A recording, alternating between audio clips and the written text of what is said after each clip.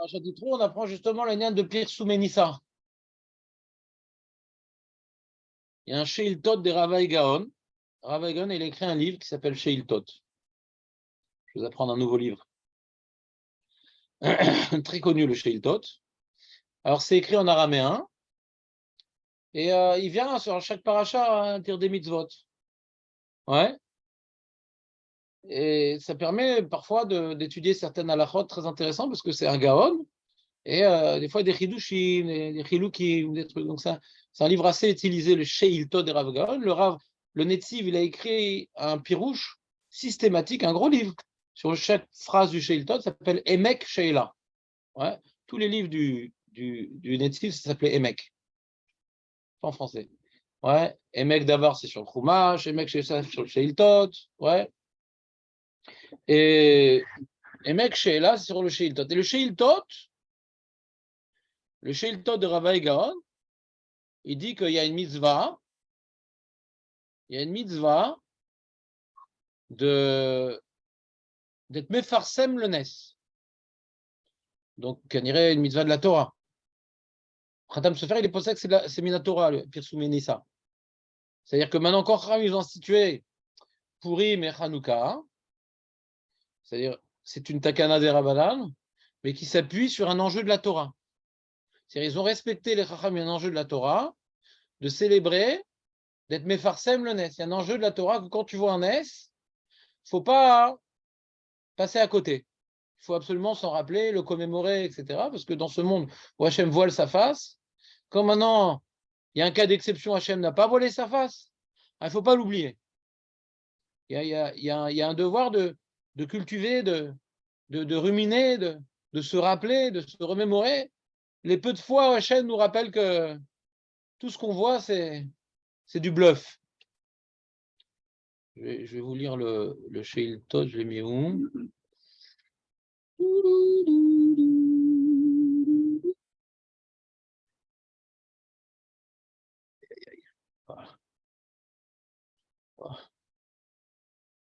C'est où?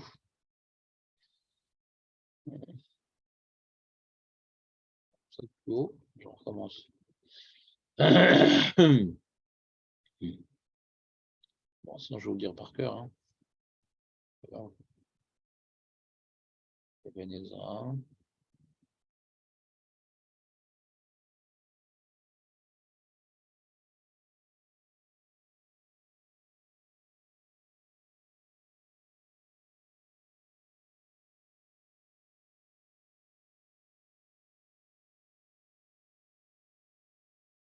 Bon, je sais pas, ah ouais, il est là, voilà. Ah, je trouve le Sheiltot, c'est dans quel paracha?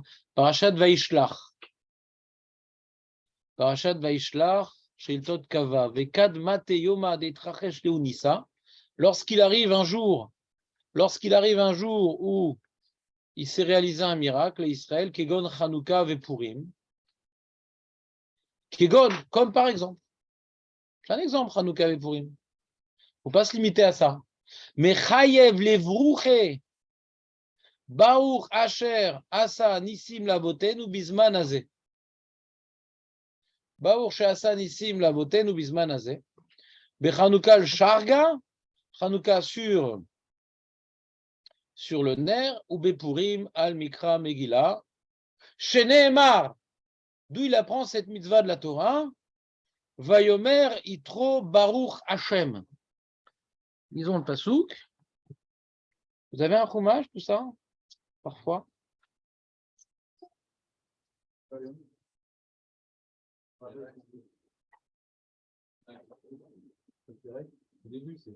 c'est tout au début, les amis.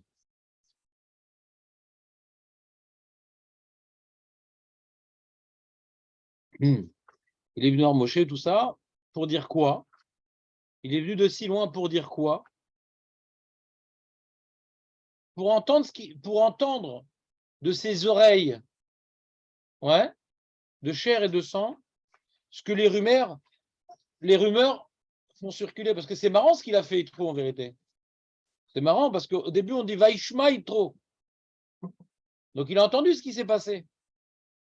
Et Kol Asher Asa, Elohim, les Moshe ou les Israël, Amo, tout le bien que Hachem il a fait à Moshe et à son peuple, qui aussi Hachem est Israël Mitzrayim. Donc il a entendu ça, qu'Hachem il a fait du bien à Moshe et à son peuple en faisant sortir les Juifs d'Égypte. Il a entendu ça, Nachon.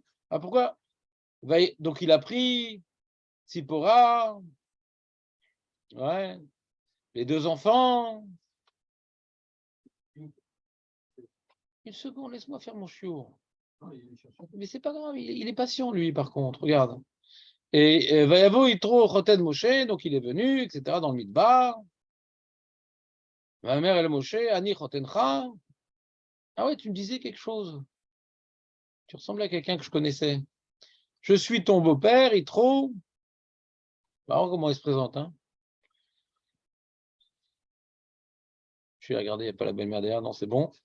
Veishtecha, Ushne Vanea Ima, Vayetse Moshe Likrat Troteno, Vaishtachu, Vaisheklo. Il comment ça va, et toi comment ça va. Et là, Moshe, il a raconté. Pas comme un journaliste de Shalom, les Marbé Amazal, non. Moshe Rabbeinu a raconté. Il avait entendu que ça s'était passé, Yitro. Mais il voulait plus de détails. Pas parce qu'il avait des doutes. C'est vrai, cette histoire? Non, c'est pas ça. C'est pas parce qu'il avait des doutes. Il veut, ouais.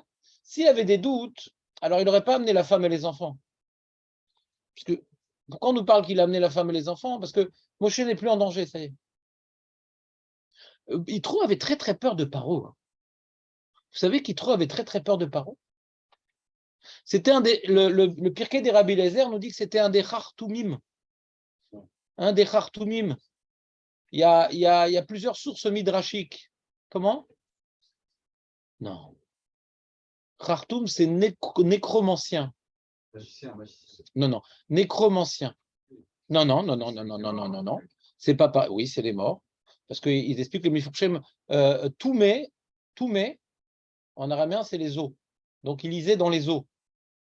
Donc, quand on dit nécromancien, c'est une belle traduction. C'est rigoureux, nécromancien. Magicien, c'est une mauvaise traduction. C'est la traduction de Majax Copyright. Bah oui, Majax, enfin. Pourquoi pas? Ils sont tous... Pourquoi il est juif? C'est Shalom. Et c'est embêtant d'être magicien quand même. Qu'est-ce qui était nécromancien? Bon, David, s'il te plaît, je sais que tu es en pleine. Je sais que c'est difficile pour toi de te concentrer, tu es en pleine digestion de ce trop, mais fais un effort. Donc on dit, c'est pas fini? Quoi, 8 jours de.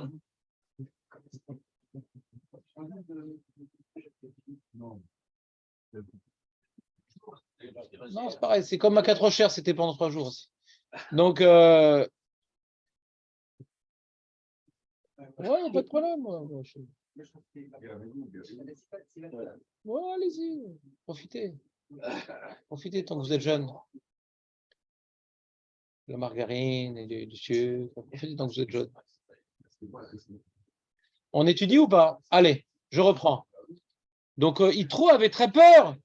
Voilà, je vais faire une interrogation parce que je vois que vous n'êtes pas concentrés. D'où on sait qu'Yitro avait peur de Paro? Question. Donc, Yitro était nécromancien. La Gemara dans Sota. La Gemara dans Sota d'Afud Aleph, elle nous dit que il fait partie des 3 personnes qui étaient à côté de Paro quand il a décrété la solution finale. Et alors, il y a Bilam, il était pour. Iov, il s'est tué, c'est pour ça qu'il a souffert. Et Yitro, il a fui. Et quand il a fui Yitro, il a repéré un truc très sympatoche. Il nous dit le Pirkei des Rabbi Eliezer. Il y avait le bâton qui était dans le Gan Eden que Adam Harishon il a reçu, ouais, qui est passé, qui est arrivé chez Noir, et après Noir chez Shem, et chez Shem chez Abraham, et Abraham chez Yitzhak, Yaakov chez Yosef. Yosef, il est arrivé en Égypte, et ouais, il avait son bâton. Canary, il ne le quittait pas. Ah non, chez Yaakov a donné à Yosef. Il y a l'autre qu'il a donné à Yosef après, avant de mourir. Non, j'ai dit une bêtise. Canary Yaakov, il a dû donner son bâton avant de mourir à Yosef. D'accord? Et Yosef, quand il est mort, alors ils ont pillé sa maison, les Égyptiens, il y a marqué. et s'est retrouvé dans les trésors de Paro le bâton, et Yitro, il l'a vu, et de toute façon, il a dû fuir parce qu'il était contre la solution finale, il est parti avec le bâton. D'accord? Mais donc on voit, bon, il avait peur de Paro Yitro parce que il a fui Paro parce qu'il s'est opposé un peu à Paro Yitro. D'après cette Gemara dans Sota Yudalef. Elle est où cette Gemara, Marco? Sota Yudalef. Oh, non, des fois, on arrive à répéter ce qu'on vient d'entendre. Et il n'est pas fui. Ben non, se taire, c'est embêtant, se taire. La seule chose qu'on peut faire et se taire, c'est la Megillah. Il faut écouter la Megillah et se taire. Sinon, on ne peut pas se taire. Pourquoi? Parce que qui ne dit mot, c'est ce qu'on reproche. Mais non, c'est ce qu'on reproche à la majorité silencieuse, qui a laissé faire un certain nombre de choses dans l'histoire de l'humanité. Ouais. Quand maintenant, il y a des augmentations de prix, du chômage, du truc, ils sortent dans les rues pour se révolter, mais quand maintenant on massacre des juifs, quand on ça, on est tranquille à la maison, on laisse faire, qu'est-ce qu'on fasse? Donc, de ne pas s'opposer à quelque chose, quelque part, c'est ce qu'on a reproché au Ham Israël, quand maintenant il y a eu la faute du veau d'or, il y en a 3000 qui ont participé, mais tout le reste, ils ont été punis. On a cassé les louchot, ces nouvelles relations avec Hachem, parce qu'ils ne sont pas intervenus. Donc, ne pas intervenir, c'est un problème. Maintenant, s'opposer à Paro, ce n'était pas possible. Donc, il a fui. Donc, on ne reproche rien à Yitro, quelque part. Qu'est-ce qu'il fasse? Il va se battre contre Paro? Ça, c'est sur Netflix, ça. On ne peut pas se battre contre Paro. Compliqué, quoi, quand même. Et c'est très dur de se battre contre ces Égyptiens. C'est toujours de face. C'est toujours le profil. Donc, on n'arrive pas à... Hein? Voilà, exactement. Donc, Begitsour. Donc, il a fui Paro. Donc, il arrive à avoir en Eretz Midian. Et quand Moshe est arrivé, à différentes sources midrashiques, et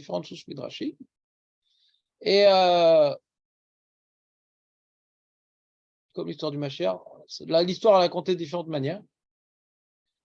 Dans certaines sources, c'est marqué que Moshe est arrivé. Attends. Ah, Julien, il a branché le shiur, ça doit le faire tout drôle d'écouter des Dvar Torah tout ça le vendredi. Ça va, Julien?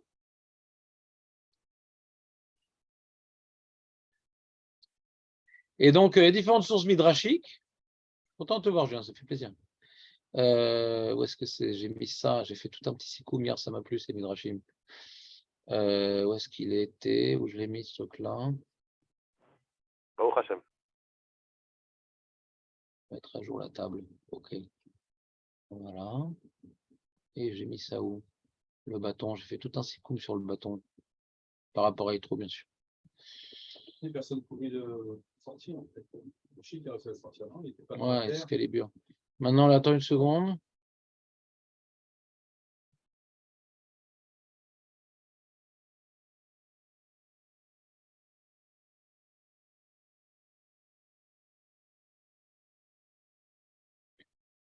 Oh, je vois pas.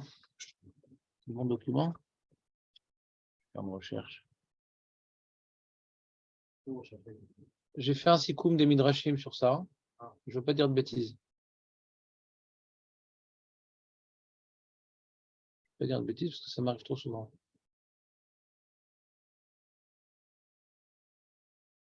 Je sais pas, je vois pas. J'ai pas fait l'enregistrement, puis maintenant. Je vois, c'est dur.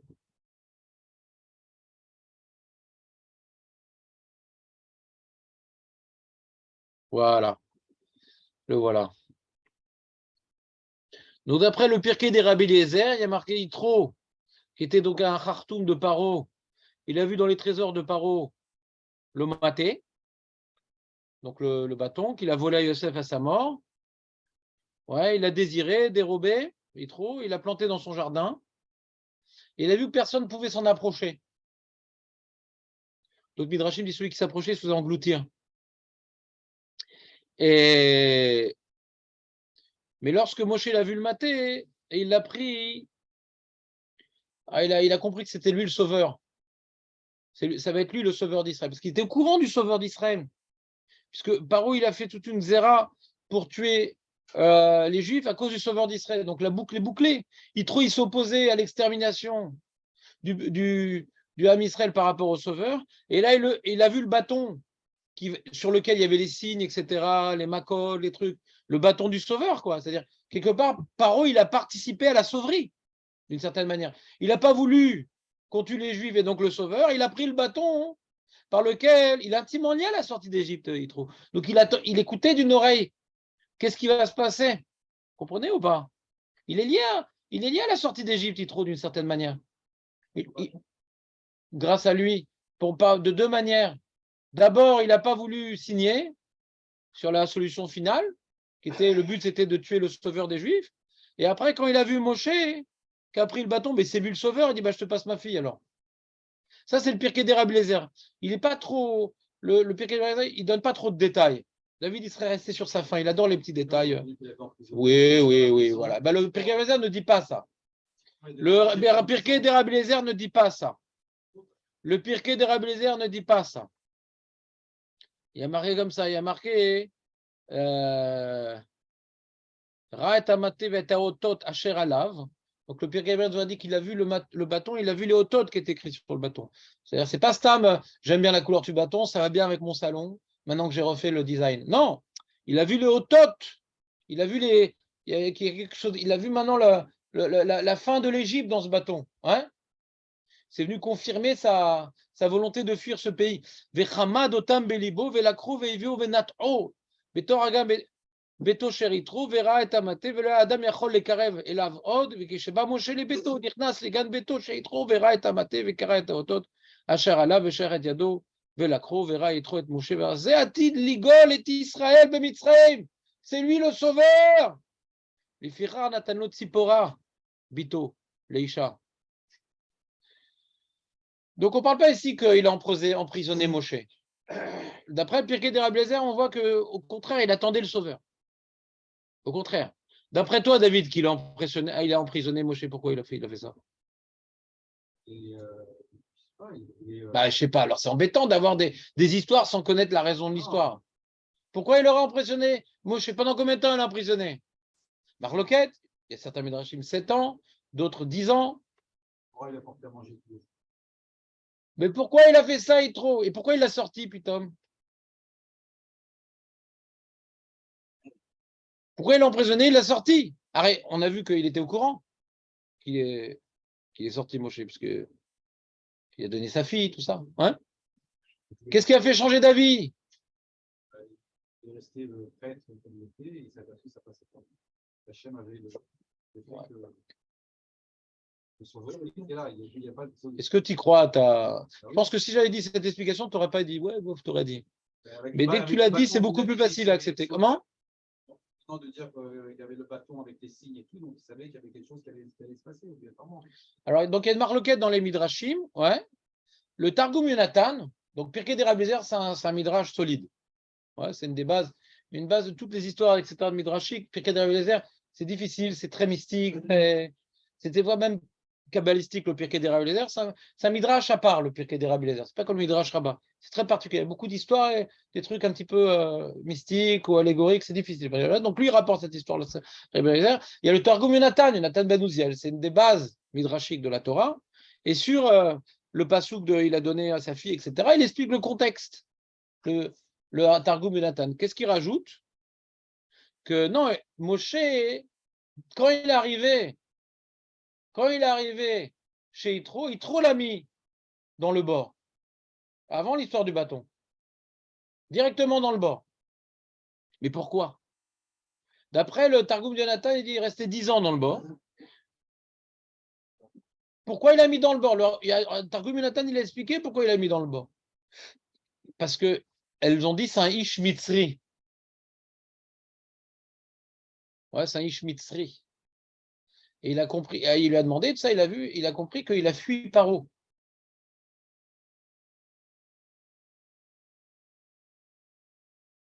Il a eu peur de Paro, quoi. Moi, je vais protéger un. Ouais.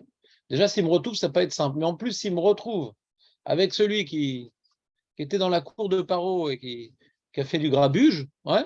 Donc il a il l'a mis dans un bord. Ouais. Il n'y a pas marqué dans le Targum Yonatan que c'est Tzipora qui lui a donné à manger. C'est long, 10 ans, pour s'en Oui, apercevoir. comment il fait? Là, qui s'est occupé du bide. Ah, si, c'est marqué. Si. Dans le Targum Yonatan, c'est marqué. Vaïta Tzipora Bito chez le.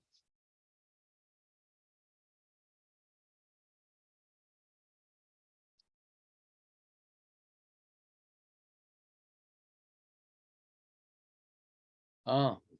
Ouais, d'après Targum Yonatan, c'est Reuel, ouais, qui est le père de Yitro, d'après Targum Yonatan, qui a mis Moshe dans le bord. Donc, ouais. Il y a une marloquette, c'est qui Reuel? Est-ce que c'est Yitro lui-même ou c'est son père? C'est un des noms de trop. Tu viens d'entendre la phrase que je viens de dire ou pas? Oui. Voilà, Chazak, c'est une marloquette. Vaïta Tzipora Bito Shel Beno. On parle de Reuel, ouais. Bito Shel Beno, mais Farneset Oto Beseter. Bet Eser Shanim ou les Sof Eser Shanim. Otsi ou Minabor ou Ba Moshe. Et là, quand il est sorti du bord, Moshe est parti dans la Guina. Il a prié Hachem. Il a remercié Hachem. Merci pour tous les miracles que tu lui as fait. Tu as sauvé de paro, tu m'as sorti du bord, etc. Tu as fait qu'on me donne à manger. Nan. Et quand il a fini cette fila, il dit c'est quoi ce bâton? Après cette fila, il a vu le bâton. C'est intéressant quand même. D'accord? C'est le Targum Yonatan qui nous dit ça. Je vous le fais dans les mots. Il dit Uba Moshe Betor Ginato Shel Reuel. Vaïmode mitpalel ifne Hashem shasa imonissim vegvurot. Il a prié et remercié pour les nissim et les gvurot. Vayar makel shenivra ben hashmashot. Il a vu le makel qui a été créé à ben hashmashot.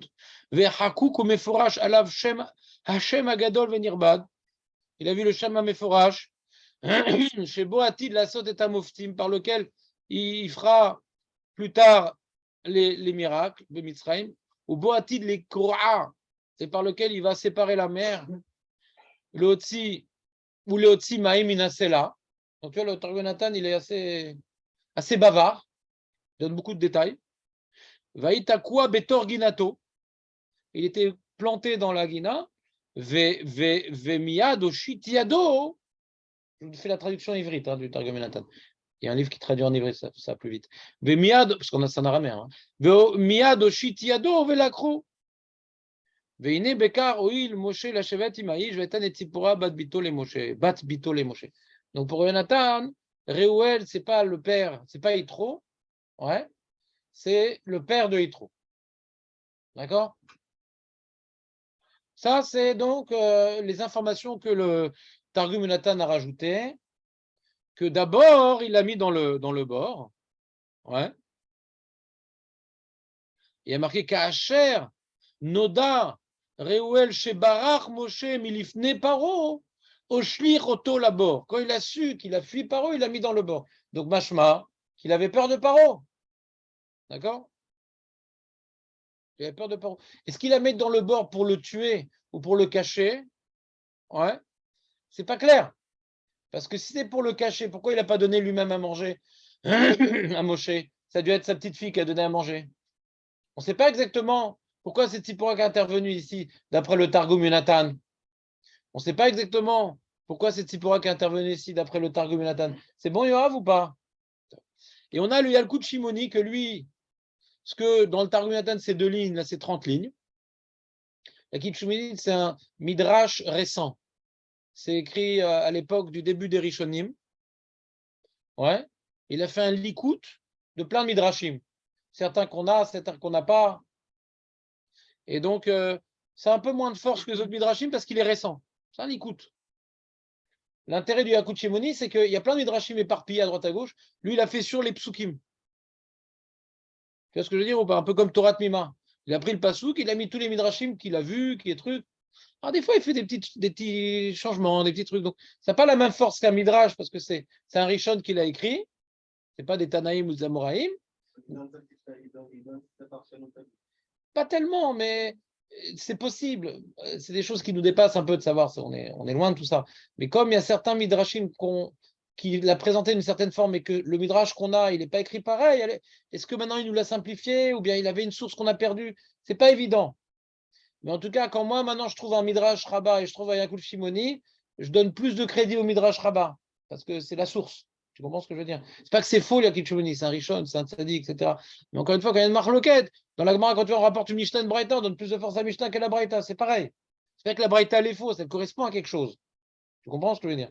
Mais encore une fois, si on veut maintenant trancher, délibérer, qu'est-ce qui semble être le plus rigoureux, ouais, alors le Midrash, il a plus de poids, le Pirkei de Rabbi Eliezer, le Avot de Rabbi Nathan, ça c'était Midrashim, le Midrash Tanchuma, Midrashim très Mekorim. Yakut Shimoni, c'est un Likout. Donc c'est déjà différent. Vous comprenez ou pas? C'est pour ça que ça s'appelle Yakut Shimoni. Le Rav, il s'appelait Shimon. Donc c'est Yakut Shimoni. Et lui, donc, il est très, très, très, très riche en Midrashim, que je n'ai pas trouvé d'ailleurs ailleurs, parce que j'ai tout vu. Et là-bas, il y a marqué comment Tzipora s'est désigné. Comment Tzipora s'est désigné pour s'occuper de Moshe. Il allait mourir de faim, Moshe, d'après le Yalkut Shimoni. Il y a un autre Midrash, encore moins connu, s'appelle le Midrash Vayoshia, que lui aussi, il dit comme ça. Kanir le Yalkut Shimoni, il a dû trouver ça là-bas. Qu'il allait mourir Moshe. Parce qu'en général, quand tu es dans, c'est ce qu'on voit en Turquie, nous, quand quelqu'un il est bloqué quelque part, s'il n'a pas à manger, ben, il meurt, nous. Et cette Tzipora donner à manger, elle dit ouais, pourquoi tu veux que je sois avec mes sœurs pour m'occuper des moutons et tout? Un jour elle, un jour moi, donc pour pas être tout le temps avec les autres sœurs, elle s'est libérée d'être tout le temps des sœurs. Viens, on fait une tournante comme ça. Le jour où elle n'est pas avec les autres, elle en profitait pour aller donner à manger à Moshe. Et au bout d'un certain nombre d'années, elle dit dis-moi, tu n'avais pas jeté un monsieur là-bas dans le trou? Le trou, dis-moi, j'ai un trou de mémoire. Oui, c'est possible. Oui, pourquoi tu me poses la question? Alors, je vous lis les mots. Il dit comme ça. Rabot. Il dit comme ça.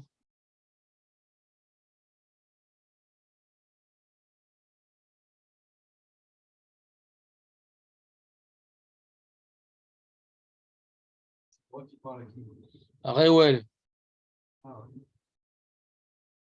En français, c'est Raoul. Pourquoi tu donnes une opinion contre le Rav? Il dit comme ça, le Yakut Shimoni. Il dit. Alors, il y a une petite nuance dans Yakut Shimoni. Il dit que Moshe a raconté, c'est pas par rapport à Paro qu'il a eu peur, Reuel. Non. Il est parti chez Reuel, il racontait à Reuel qu'il a fui l'Égypte, et après il est arrivé à Couche, et là-bas il est devenu le roi, et là-bas il y a eu là-bas un coup d'État, ils l'ont renvoyé, il a fui, et il a marqué comme ça, Le roi là-bas. ce que je viens de dire, mais j'aime les échos, il dit comme ça, Vetacher la krou miado amelucha vegarchou, ils l'ont renvoyé de Couche, ouais.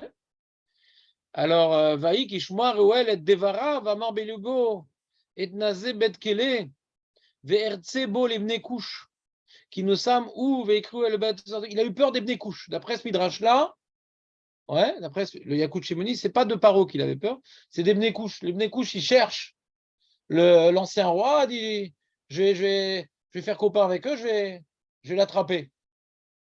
D'accord? Comme ça, c'est présenté. Alors, ce qui est pas mal dans le Targum Yonatan ou parce que quand on parle maintenant que Tzipora a été donné à Moshe, ouais, je relis le pasouk. Non, c'est plus tard, David. Oui, je sais. Je te demande aujourd'hui d'avoir la bouche pleine, si c'est possible. Ouais, mange quelque chose. Pourquoi on l'appelle Kushi? Détends-toi. Ouais. David, ne se pose pas de questions. Écoute, reste concentré, David. Si c'est possible, regarde. Donc, on dit là-bas, donc on est dans Parashat Shemot, et là-bas, il y a marqué.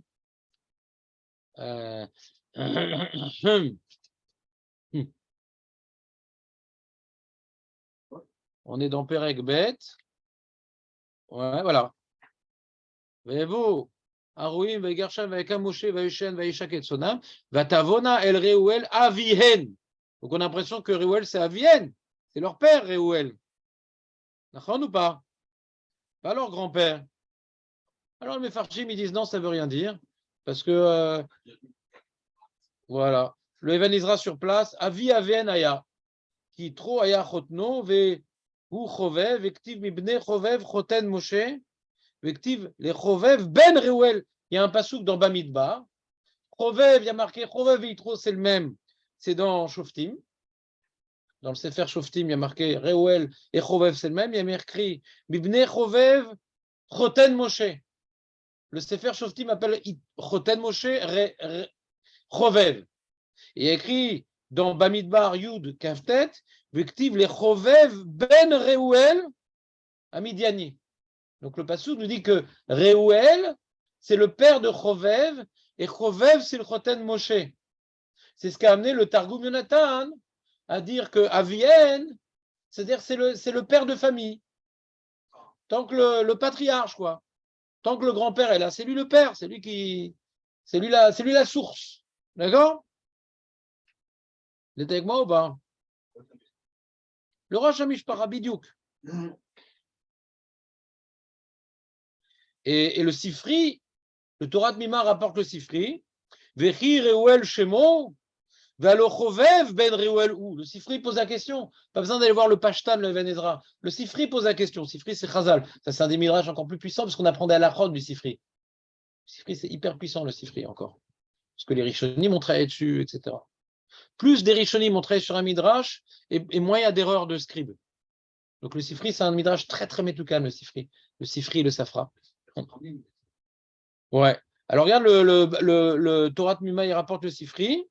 Il dit Chatinokod, Korim la vie avem Abba. De là, on apprend que comment on appelle notre grand-père papa. Alors en Sicile, tout le monde appelle papa, padre. Ouais. Mais on voit que normalement, les petits-enfants appellent. De là, on prouve, c'est-à-dire c'est clair pour le Midrash que Reuel, c'est pas Chovev. Ah, pourquoi c'est marqué à Vienne? De là, j'apprends.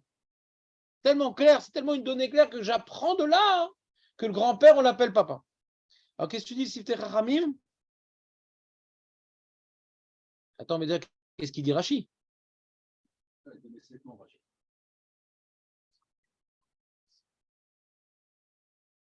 Parle de quel Siftei Chachamim? Ah, on est dans Parashat Yitro, là, je suis dans Shemot, là. Donc, je vais juste vous montrer un élément intéressant, que d'après le Midrash, c'est pas Yitro qui a jeté Moshe dans le trou. T'entends ou pas, David? C'est Reuel. On ne sait pas il est où Yitro. On ne sait pas il est où Yitro dans l'histoire. Yitro, il est effacé devant le père de famille. T'entends Marco ou pas? Marco, t'as fait Soudat Yitro ou pas? Ouais, ça t'a fatigué quand même. Ouais. Il ne faut pas que cette Soudan nous transforme en pigeon quand même. Alors, dit. D'ailleurs, les. Bon, c'est une autre histoire, je ne vais pas vous angoisser.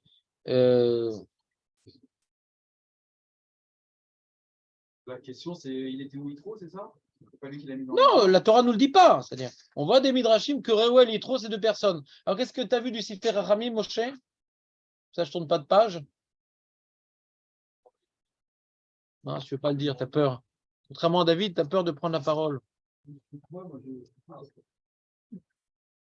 Il n'a rien à perdre, David. De toute façon, il est en dessous de la moyenne, donc qu'est-ce que ça coûte? Je passe quoi? Je passe pas. Sheva Shemot Nikreolu, Reuel, Yeter, Yitro, Chovev, Chovev. Donc c'est le Mechilta. Donc il y a une marloquette dans Chazal, ouais. Yeter, Al-Shem, Sheter, Parasha, Yitro, Chovev, Shechivev. Il dit Yeshomrim, Reuel, Aviv, Shel, Yitro, Aya. Donc déjà, Rashi rapporte, ouais, Yeshomrim. Il y a une marloquette, c'est qui Reuel? C'est bon ou pas? Ah, demande le Sifterem, dans ce cas-là, il n'a que 6 noms alors.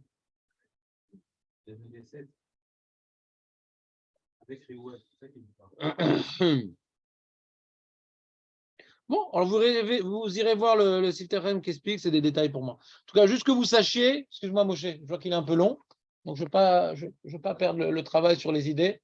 Donc vous verrez dans les détails comment on explique. En tout cas, il y a des midrashim qui justifient Al-Pipchat, c'est Vadaï que Reuel et Yitro, c'est deux personnes différentes. C'est Vadaï Al-Pipchat. Tu es d'accord, en tout cas, Al-Pipchat, c'est Vadaï que Reuel et Yitro, c'est deux personnes? Pourquoi je dis que c'est Vadaï al-Pipchat? Puisqu'il y a une marque dans les Midrashim. Pourquoi je dis Vadaï? On l'a appris de comment? C'est quoi le Cheshbon? Proverbe. Chovev, c'est Choten Moshe. Et Chovev, son père, c'est Reuel. D'accord? Ça, c'est le Cheshbon du Even Ezra qui nous permet de comprendre ce que les Chachamim nous affirment. D'accord? Donc, ce petit détail est important, puisque ça veut dire que Yitro, qui est présenté comme celui qui n'a pas voulu participer à la solution finale chez Paro, c'est pas lui qui a jeté Moshe dans le trou, d'après ces Midrashim-là. C'est son père. Ah, peut-être parce qu'il a peur pour son fils, etc. Mais c'est-à-dire, ça nous calme un peu. Comprenez ou pas? Ça calme un peu l'histoire. Ouais, parce que toujours, je sais pas si ça ne te dérangeait pas cette histoire. Mapitom, il s'est opposé à Paro et après il veut tuer Moshe. C'est bizarre. C'est bizarre. Comment ça colle pas? Et puis après, on voit qu'il brave les dangers du désert pour aller voir Moshe. Ça n'a pas l'air d'être très grand peureux, il trouve. Il a quand même laissé 10 ans dans le bord. Non, il n'a pas laissé. On ne sait pas il est où. On ne sait pas il est où. On ne sait pas il est où, Yitro, à ce moment-là. Il y avait Tzipora qui était, mais il est où, Yitro? Anilodea. Il a fui Paro. Peut-être qu'il s'est caché. Anilodea. Après, quand il le ramène, il a dit pourquoi vous ne l'amenez pas quand il les a sauvés au puits. C'est fatigant, pas? C'est fatigant, quoi. Non. C'est pas Yitro, c'est Reuel. Dans le Passouk, il y a marqué Reuel. Et le Targum Yonatan dit que c'est Reuel. C'est pas Yitro. Je suis en train d'expliquer depuis tout à l'heure, c'est pas Yitro. David essaie de poser des questions à voix basse. Que sur l'histoire du tout du bord. Et quand ils reviennent des filles avec le machin, il faut qu'il. C'est Reuel, mais c'est pas possible, David. Il n'y a pas d'Yitro dans la paracha là-bas. On ne le connaît pas, Yitro. Une seconde. On était des années d'erreur. Non, David, des siècles, parce que tu as un guilgoul de mecs qui se trompent. Ouais. T'es un sadique, c'est pas possible. Ouais, que tu te trompes, non. Mais... À partir de où c'est dans quel parti? Je te dis pas, j'ai peur que ça t'embrouille.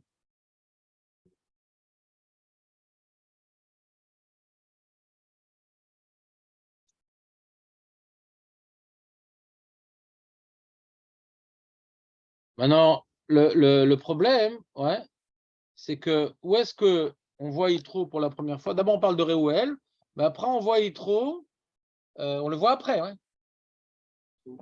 Bah, après, quand maintenant, il s'est marié avec Tzipora, il a été réhabilité, Moshe. Après, on voit dans le Pérec Gimel, Ve Moshe Ayaroé et Son Yitro, Chotno. Maintenant, il réapparaît Yitro. Cohen Midian. Reuel, on ne présente pas comme étant Cohen Midian. Yitro, il a un titre, Cohen Midian. Ouais. Alors, pourquoi il n'est pas intervenu par rapport au Reuel, je ne sais pas. Sur ça, je n'ai pas trouvé de Midrashim. Ouais. Comprenez ce que je veux dire ou pas? Où est-ce que Yitro apparaît pour la première fois dans la Torah? C'est Perek Gimel Pasuk Aleph. Ou Moshe Aya Roe Etson Yitro Chotno. Cohen Midian. C'est la première fois qu'il apparaît dans la Torah.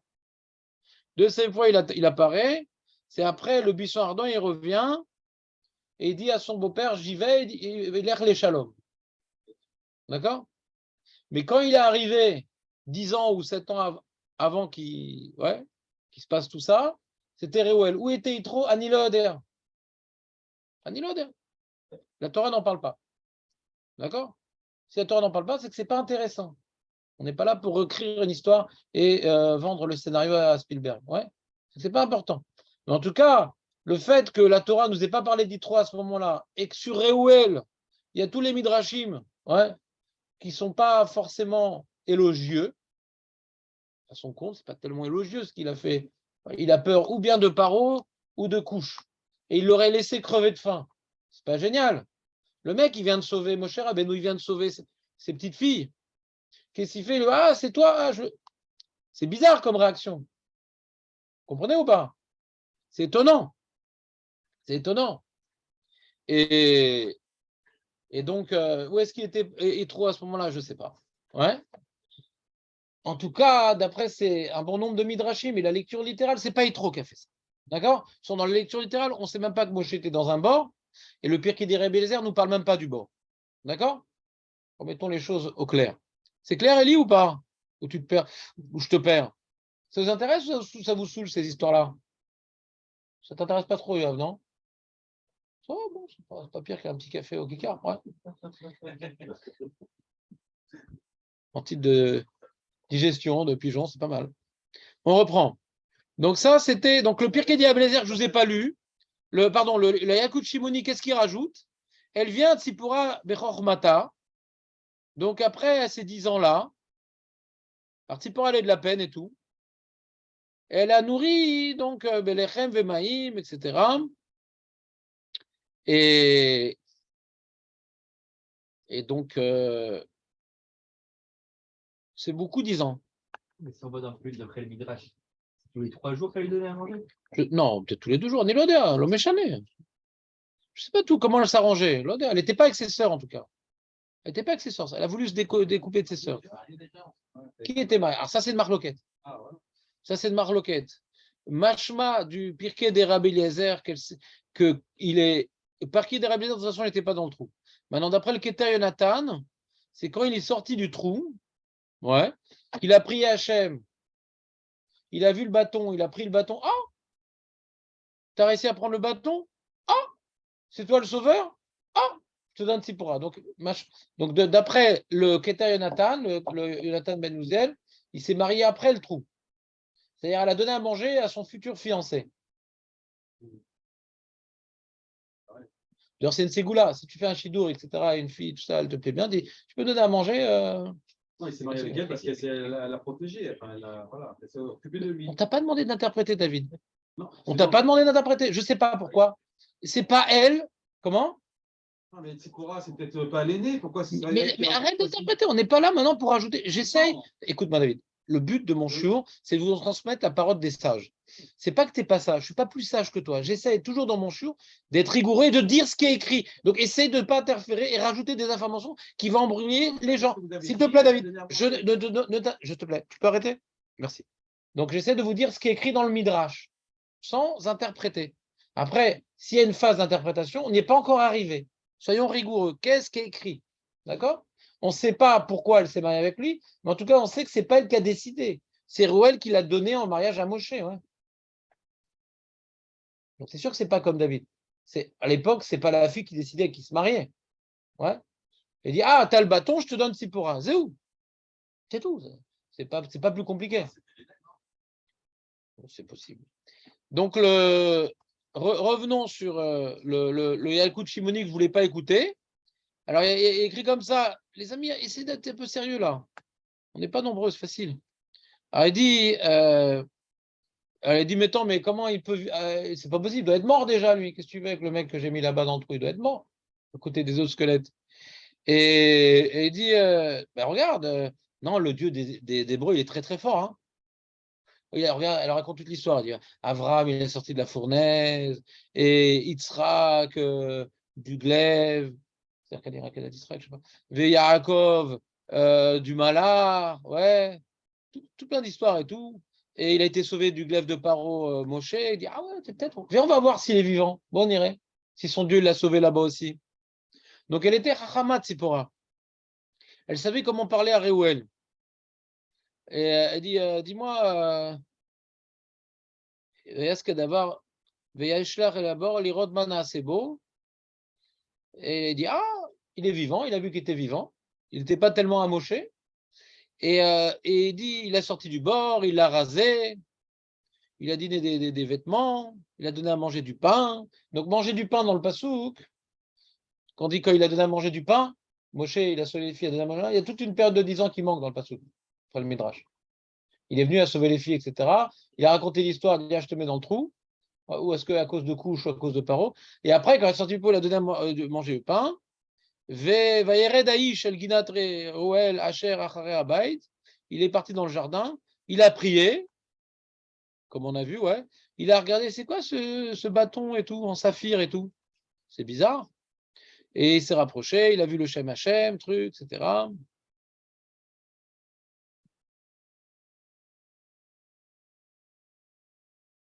Il raconte toute l'histoire du bâton. Et il explique, il rajoute le Yalkut Shimoni, que tous les chevaliers de Midian, Giboré Kenny, c'était le peuple de Kenny, ouais. L'Itlocho, ils ont essayé d'arracher, comme le film. Vaksham, hein? Ouais. Non, c'est une histoire. C'est une histoire celto-britannique. C'est la naissance de la Grande-Bretagne. Le père des Anglais, c'est Arthur. C'est le début dans leur chacun, ils ont une mythologie, etc. Alors, mythologie, c'est Arthur, et Arthur, il avait Excalibur, et donc ils se sont inspirés de ce midrash-là, et pour avoir en mariage Tzipora, et ils n'ont pas réussi, et quand Reuel, il a vu que, dit, toi, tu as réussi, je te donne ma fille. Donc, tu as vu, il y a deux midrashim différents. Dans le midrash balèze, qui s'appelle le Pirkei des Rabbi Eliezer, ouais.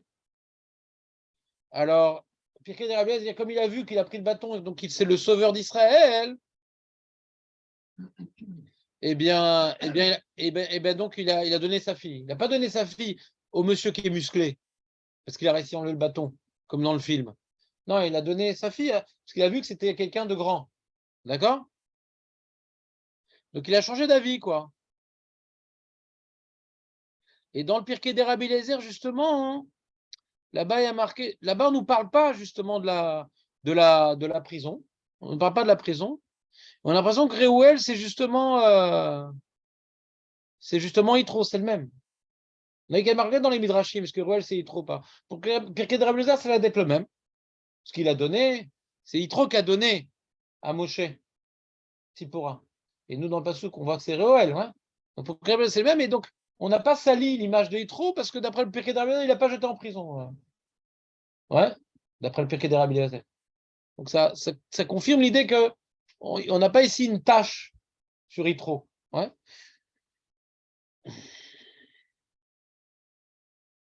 Très bien. Maintenant, qu'est-ce qu'on fait de tout ça? Donc déjà, j'ai nettoyé Yitro de cette histoire-là. Ouais. Tout ce qu'on connaît nous dit trop, c'est que Moshe, il venait s'occuper de son troupeau, c'est son beau-père. Yitro dit, ouais, tu veux sauver tes frères, vas-y. Il a l'air d'être assez positif. Et là, il arrive. Et il arrive pourquoi? Pour entendre ce qui s'est passé. Pour entendre ce qui s'est passé. Et qu'est-ce qui s'est passé? Quand Moshe lui raconte ce qui s'est passé, revenons à Parashat Yitro si vous voulez bien, quand Moshe lui raconte ce qui s'est passé, donc on est dans Parashat Yitro.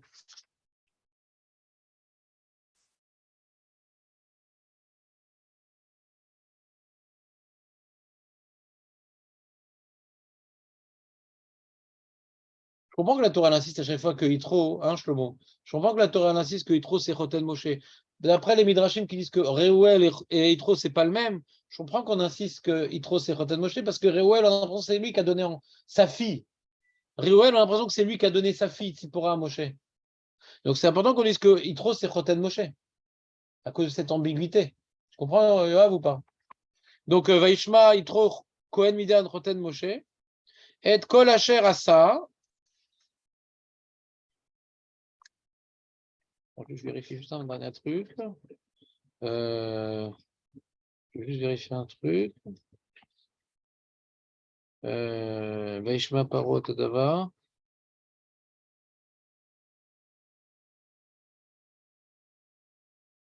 C'est embêtant parce que, regarde, il y a marqué dans Bet Tetzaïn, vous les Kohen Midian, Sheva Banot, il y a 7 filles. Il y a une ambiguïté quand même. Hein.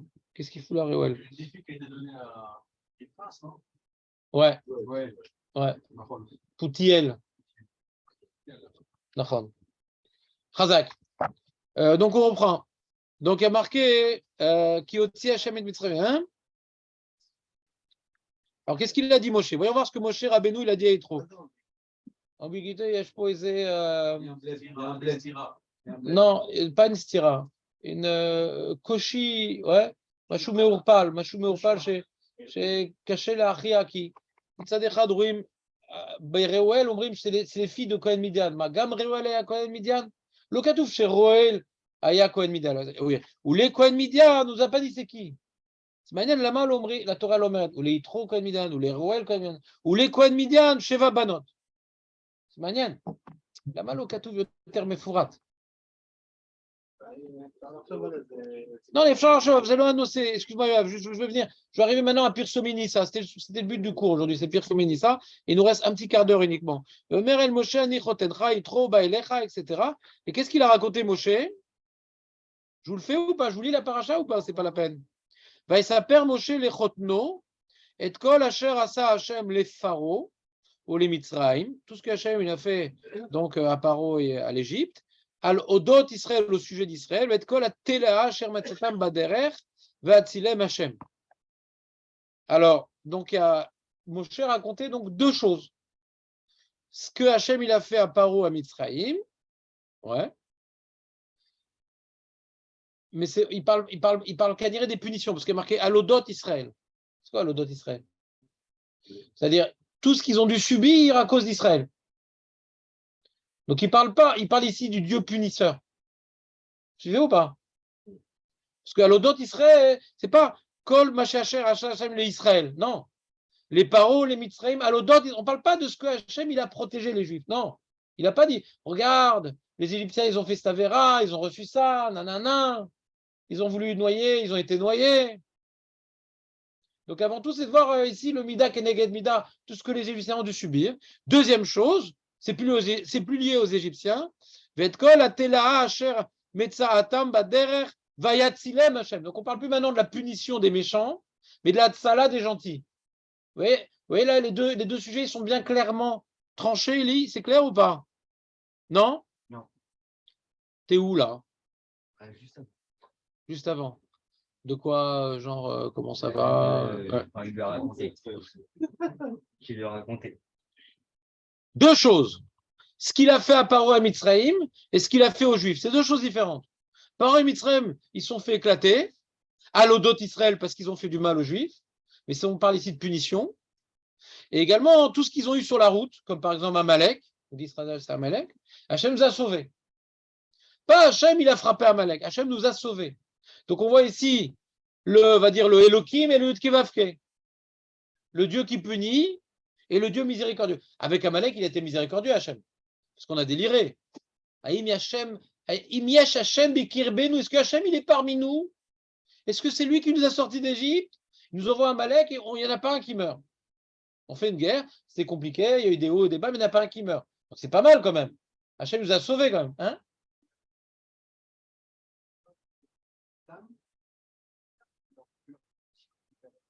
Ouais, bonne question. En tout cas, c'est pas écrit dans la paracha d'Amalek. Ouais, c'est un midrash, faut comprendre c'est dire quoi. Ouais, Anélodéa.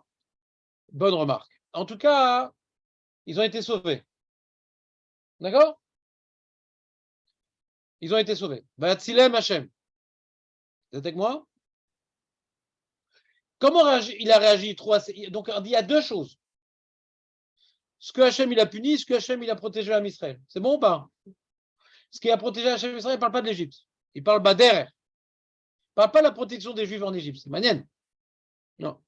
Vaïchad itro al kol atova sherasa Hashem Israël, asher itzilo miad Mitzraïm.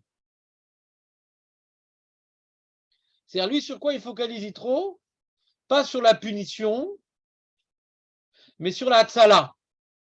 Et sur quelle Hatzala qui était en Égypte? Alors que Moshe, il a raconté les Makot aux Égyptiens, Yitro, il a déduit quoi ces Makot parce qu'ils ont fait souffrir les Juifs, donc les Juifs, ils n'ont pas souffert. Donc Hachem, il a sauvé les Juifs des Makot.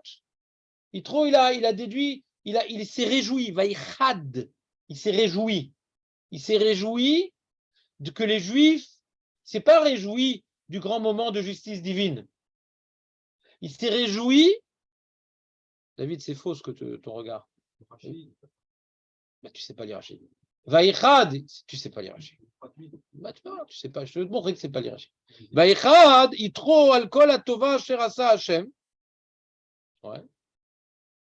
Et il s'est réjoui sur quoi? En Égypte. Que les Juifs ont été protégés en Égypte. Il n'a pas parlé de ça, Moshe. Mais il s'est réjoui de ça. Deuxième chose qu'il a fait, Yitro, Vayomer Yitro, d'abord il s'est réjoui, après il a parlé. Vayomer Yitro, Baruch Hashem, Asher Itzil etrem yad Mitzrayim yad Paro, Asher Itzil et Ta'am mitachat yad Mitzrayim. Donc il est Mevarer Hashem pour la Hatzala. Voilà. Deuxième chose, Ata, maintenant. Yadati ki gadol Hashem mikol ha'ilokim ki badavar asher zadou alehem. Attends, je vais le dire après, tu vas le répéter après moi. Donc, mazé zadou alehem, mazé zadou. C'est-à-dire qu'Hachem, il est grand, il est plus grand que tous les dieux. Pourquoi? Parce que, alors c'est un pasouk qui est ambigu, on ne sait pas de quoi il parle. Attends, laisse-moi. Il ne reste pas beaucoup de temps, Yoav, excuse-moi. Tu peux poser toutes les questions avant 8h30. Alors, il dit comme ça, qui badavar asher zadou alehem. Ouais. Le Nkelus nous traduit, Bepidgema de chashivu mitzrae lemidan yat Israël bedaninan, par la chose que les Égyptiens voulaient punir les Juifs, par ça ils ont été punis. Donc on parle ici de la noyade des Égyptiens. Mida keneged mida. Donc il dit, on voit la force d'Hachem. Hachem est plus fort que tous les autres dieux. Ouais.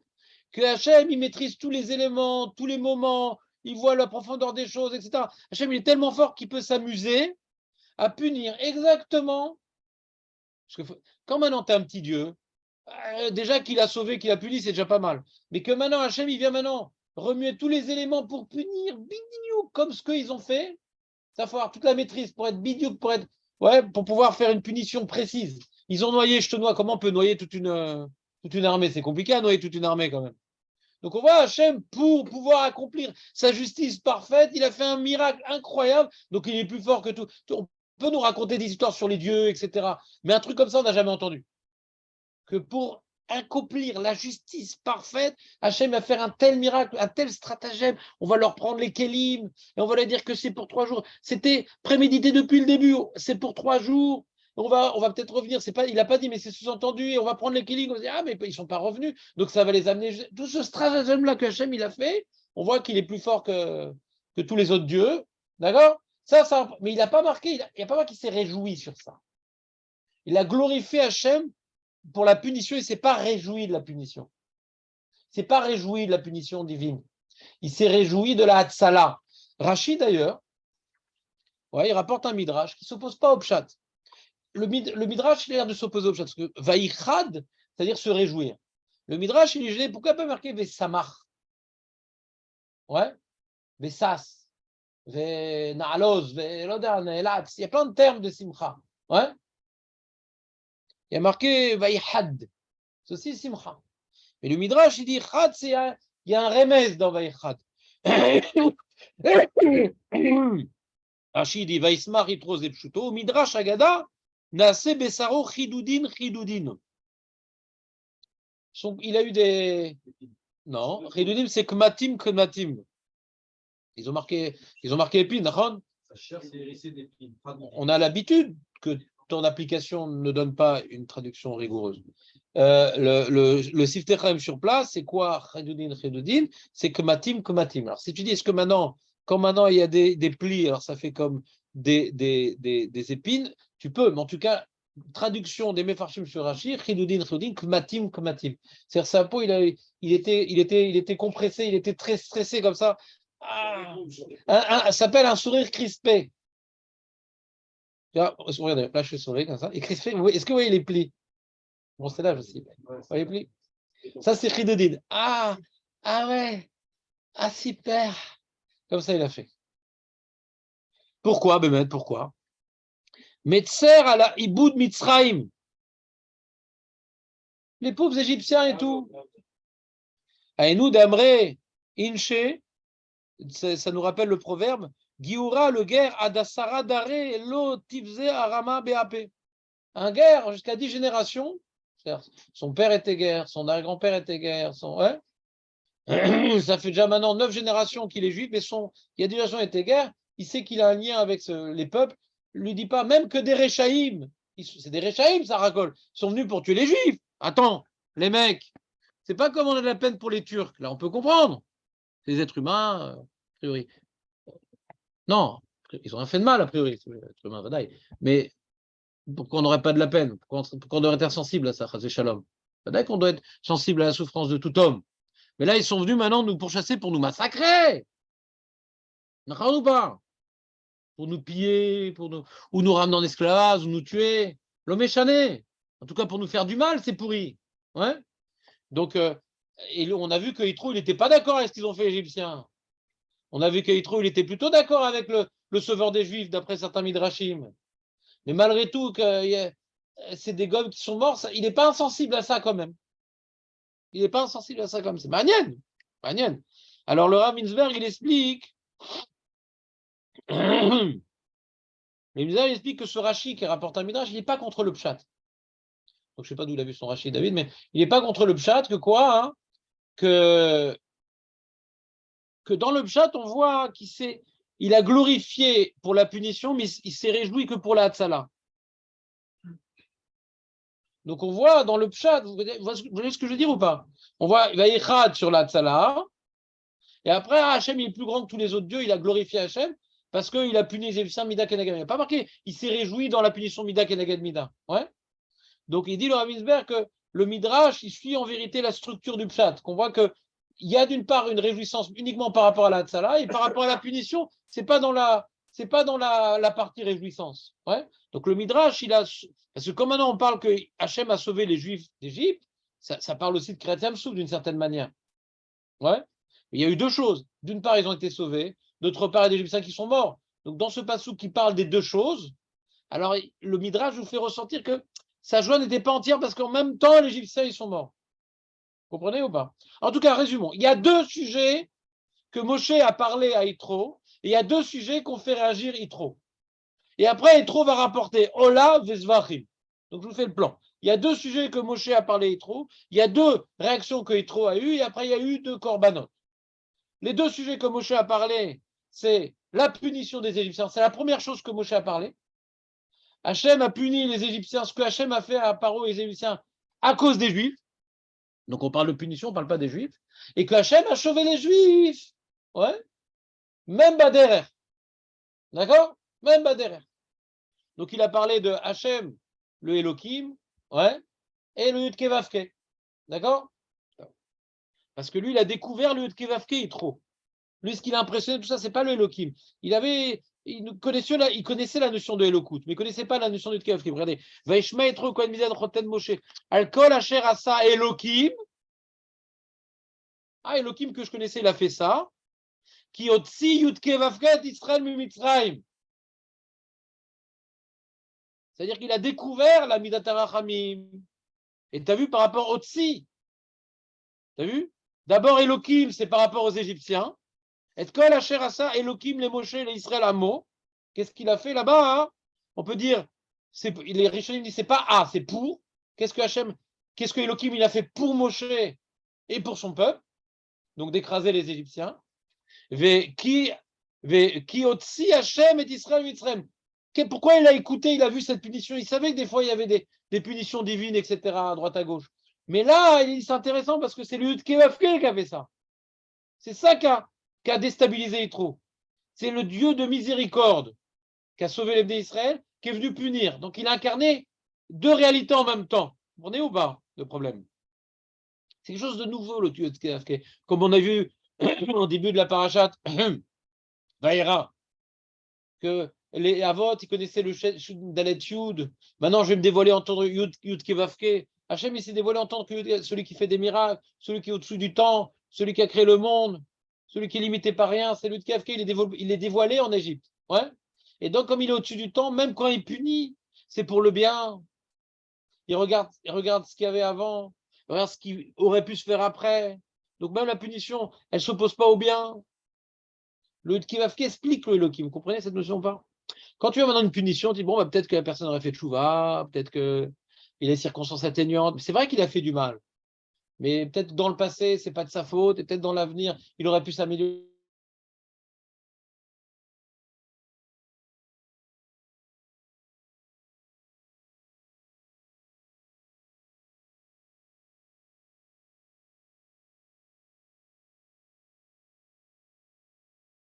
Quand Moshe, il a tué l'Égyptien avec le Shem Amefourash, il a vu ce que dans l'avenir, Hachem lui a fait voir dans l'avenir que cet Égyptien n'allait rien faire de bien. C'est pour ça que le Yudke Vavke a pu le tuer, sinon le Yudke Vavke ne peut pas tuer. Le Midat Hadin, elle peut tuer quelqu'un hein, ouais, par rapport à ce qu'il a fait, en faisant abstraction de son potentiel, des circonstances atténuantes. La Midat Hadin, elle est dure. Donc quand on prie, on évoque la Midat Harim, regarde mes circonstances atténuantes, j'ai envie de faire des mitzvot, mais la Midat Hadin, elle est dure, elle regarde l'acte. Vous comprenez ou pas? Quand maintenant on évoque les Yudke Vavke à Kippour, on regarde, c'est vrai, j'ai fauté Hachem, je reconnais, j'ai fauté, mais regarde d'où je viens, regarde ce que je veux encore faire, au-dessus du temps. Ça, c'est la Midat Harachamim. Vous suivez ou pas? C'est important cette notion Shomo, c'est dommage. Et donc, Yitro, il a découvert le Yudke Vavke. C'est ça qui l'a amené. C'est pas la punition. C'est pas la punition qui l'a amené. C'est que celui qui a puni, Otsi, Yudke Vavke, Otsi, dans Mitzrayim, Mitzrayim. Il y a un projet. Le Yudke Vavke, maintenant, il y a le Dieu créateur du monde qui connaît le passé, le présent et l'avenir, qui veut maintenant s'occuper de ce peuple-là. Je veux maintenant découvrir ce peuple-là qui est intimement lié à l'éternel. Vous savez, quand on traduit de l'ivrite au français, quand il y a marqué Yudke Vavke, il faut marquer l'éternel. Et quand il y a Elohim, il faut dire Dieu. Vous savez ou pas ça? La traduction de Yudke Vavke, c'est l'éternel. Elohim, ce n'est pas l'éternel. Elohim, c'est les forces. Donc c'est Dieu. Dieu, c'est une notion de force. Il incarne toutes les forces. Tafkif bal kochot kulam. C'est Elohim. Yudke Vavke aya uveveye. Donc moi, quand je traduis les textes, Yudke Vavke, c'est éternel. Elohim, c'est Dieu. D'accord? Donc là, il a découvert l'éternel. D'accord? Et d'ailleurs, une question. Parce que toute la paracha, on parle de Yudke Vavke, vous vérifierez. Ouais. J'ai raconté Yudke Vavke, on parle que du Yudke Vavke. Sauf à la fin de ce passage-là, bien sûr. Vaikar Itro, Choten Moshe, Ola Vesvachim, l'Elokim. Pas les Yudke Vavke. Ve'avo Aaron, Vechol Zikne Israël, Echol Lechem, Im Choten Moshe, Lifne, Elokim. On commence l'histoire par Elokim et on finit l'histoire par Elokim. Et tout au milieu, c'est que des Yudke Vavke. Vous avez compris le plan ou pas, Eli? On commence par Ishmael Elokim et Yudke Vavke. Après, tu verras, c'est que des Yudke Vavke après. Et à la fin, alors le Even Ezra pose la question. Et le Abravanel pose la question. Pourquoi on parle d'Elokim? Surtout que c'est un problème, parce que dès qu'on parle de Korban dans la Torah, on parle toujours Korban les Yudke Vavke. Korban, l'Elokim, c'est la Vodazara en général. On ne donne pas un Korban pour les forces, on donne des Korban pour l'éternel. À chaque fois que Zevar, il est marqué Zevar l'Elokim, Yecharav, Yecharem. Quand c'est Zevar l'Elokim, c'est pas bon, c'est la Vodazara. Il n'y a jamais écrit un Korban sans qu'après, il n'y a pas le tétragramme. C'est toujours l'Elokim. Sauf Avodazara et Yitro. Donc c'est un problème. Vous comprenez ou pas le problème? Non, vous ne comprenez pas le problème? Je reprends. Quand on parle de Korban dans la Torah, on dit Bitti Lachem Levado. Il y a toujours marqué, ouais, Korban Lachem, Pessah Lachem, toujours Yudke Vavke. Jamais l'Elokim, jamais. Sauf Avodazara et Yitro. Il répond l'Even Ezra que Yitro, qui était Kohen Midian, qui était Oved Avodazara, celui à qui il attribuait sa croyance, il a déplacé pour lui maintenant le Elokim, c'est Yudke Vavke. C'est la transition pour lui. Quand il a apporté un korban à Elokim, c'est-à-dire il a dit que le Elokim auquel il croyait, c'est Yudke Vavke. Donc il a apporté à celui à laquelle il a porté sa croyance, il a changé d'identité sa croyance. C'est devenu le Yudke Vavke. Donc c'est pas maintenant qu'il a renié ses croyances. Il avait une certaine croyance et il a avancé. Celui, il croyait dans le Elokim, ouais. Donc il a apporté un korban à Elokim qui est devenu à ses yeux le Yudke Vavke. Donc pour lui, c'est pas de la Vodazara. Parce que le Midrash nous dit que Yitro avait déjà renié la Vodazara. D'où on sait ça que Yitro avait déjà renié la Vodazara par rapport aux filles qui étaient molestées. Moshe, il a sauvé les filles de Yitro qui étaient molestées. Pourquoi? Parce que molestées, elles étaient bousculées, on les embêtait, etc. Parce que comme maintenant il a renié la Vodazara, les gens étaient contre cette famille-là. D'accord? Alors c'est peut-être pour ça qu'il se cachait Yitro là-bas, je ne sais pas. Peut-être qu'il était recherché Yitro. On ne voyait pas là-bas. Ouais, peut-être qu'il était recherché Yitro, un éloder. Ouais, parce que si les gens embêtaient ses filles, peut-être il était embêté lui-même, donc il était peut-être secondaire dans la famille, parce qu'il avait fait un choix de renier la Vodazara. Ouais. Donc quand il est venu, qu'il a compris le Elokim auquel il croyait, les forces, c'est un Yudke Vavke. Donc maintenant il a pu apporter un korban, l'Elokim, ouais, qui est devenu à ses yeux Yudke Vavke, comme ça ils expliquent les Rishonim. Comprenez l'idée ou pas? Pour comprendre que ce n'est pas une nouvelle chose pour lui. C'est son Elokim. Son Elokim, il est nouveau à ses yeux. Il a apporté un korban à son Elokim avec le nouveau regard qu'il a reçu. C'est pas que maintenant il a fait tchouva. Il a élevé son Elokim en Yudke Vavke. Bon, les Shonim comme ça ils expliquent. Tu peux comprendre que c'est difficile. Je peux être d'accord avec toi, il n'y a pas de problème. En tout cas, qu'est-ce que je veux dire par là? La Ola, C'est un korban qu'on donne entièrement à Dieu. Zvachim, Rachid dit c'est shlamim. Shlamim, c'est ce qu'on mange. Shlamim, c'est pour se réjouir. Ola, c'est pour s'annuler. Yitro, il s'est annulé à Dieu en tant que Elohim. D'accord? Il est plus fort que toutes les deux autres forces, mais ce n'est pas réjoui du Elohim. Ce n'est pas ça qui l'a amené. Ce qu'a amené Yitro, c'est de voir la bonté divine, qu'il est éternel, qu'il regarde tout, qu'il calcule tout. D'ailleurs, le fait qu'il ait puni les Égyptiens comme ça, on voit aussi que c'est le Yud Kevavke. Parce que pour pouvoir avoir puni à ce moment-là, en plus, vous savez que Kriyat Yam-Souf, d'après une opinion, c'est la date de naissance de Moshe Rabbeinu. Il y a une marque locale parce que c'est né Moshe Rabbeinu. Bon, je n'ai pas le temps de rentrer dans les détails. En tout cas, Hachem qu'il a fait de cette manière-là, il a, à l'origine, il a dit sortez avec les Kélim 3 jours et il les a attirés. On voit, c'est un Yud Kevavke qui intervient. Il maîtrise le temps. C'est préparé à l'avance, l'histoire. Elle est préparée à l'avance, l'histoire. C'est pas putain, mais ils ont fauté. Il y a quelque chose de beaucoup plus fort que Elohim. Boum, boum, et l'air. Ouais. Donc, il a vu même dans la Maca un Elohim. Il a vu quelque chose de Elohim dans la Maca. Ouais. Et sur ça, chez le Todd, il nous apprend que comme il a voulu voir et entendre le nez de la bouche de ceux qui l'ont, comme il a voulu voir et entendre le nez de la bouche de ceux qui l'ont vécu, on apprend de là, hein, et après il a fait une bracha, Baruch, ouais, il a fait une bracha, et Mevarech et Hashem. Donc on voit qu'il faut maintenant essayer d'être en contact avec un élément du miracle pour faire une bracha. Donc de là, le Sheiltot nous apprend le devoir de quand tu vois les Nérot, tu dis, ouais, Nissim Shasa Lavotenu, ouais, Shasa Nissim. Quand maintenant tu entends la Megillat Esther, donc tu réécoutes Mordechai et c'est qui te témoigne du Nes qu'il y a eu. Donc tu fais la bracha, Baruch Shasa Nissim Lavotenu, ouais, donc d'où on apprend ça de Yitro, que Yitro, il ne s'est pas suffi d'entendre, il va déjà écrire Vaishma Yitro. C'est pas suffi. Il est venu entendre des témoins pour faire une bracha. Donc de cet effort d'Yitro, de vouloir entendre des témoins pour faire une bracha, c'est ce que nous faisons quand on veut voir. On se reproduit le Nes du Ner, on réécoute le témoignage des témoins pour faire une bracha. Donc c'est très important, ouais, que quand quelqu'un il a un miracle, de le faire venir, faire une conférence. Ouais, il était dans la guerre des 6 jours, il était à la guerre du Liban, il était l'Odéama. D'écouter sa bracha du Gomel. C'est une mitzvah de la Torah Yitro, il a fait des kilomètres pour ça. On pourrait croire qu'Yitro, il est venu pour amener sa femme et ses enfants. Non, c'est secondaire. Il s'est présenté comme étant Choten Micho, Choten Moshe, et d'arriver avec la façon. Mais au début, Vaishma est trop pas pour amener. Parce qu'il voulait entendre, c'est important. On a commencé le jour par ça. Les journalistes, ils te disent les barbés à Mazal, alors que c'est un Es Gamour. C'est important d'écouter des Nissim. Et quand quelqu'un a un Es, raconte-moi. Si maintenant il y a une Seudat Odaya, il y a une mitzvah d'y aller. C'est important.